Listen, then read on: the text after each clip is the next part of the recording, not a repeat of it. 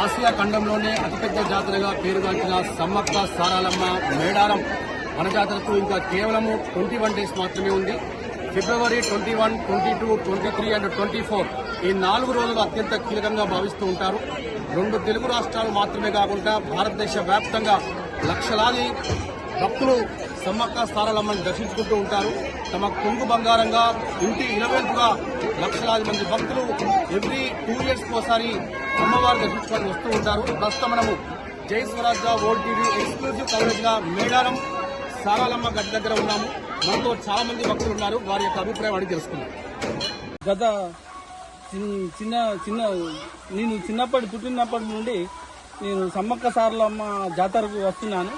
కాదు, మా పేర్లు కూడా మా అన్నయ్య పేరు సమ్మరాజు, నా పేరు జంపరాజు, మా తమ్ముని పేరు పైడిద్దరాజు.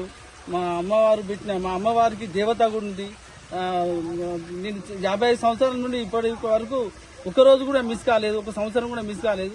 అమ్మవారు మా విలవేల్పుల మా అమ్మవారు సమ్మక్క సారక్క మాకు కోరిందల్లా వరం ఇస్తూ ఉన్నది.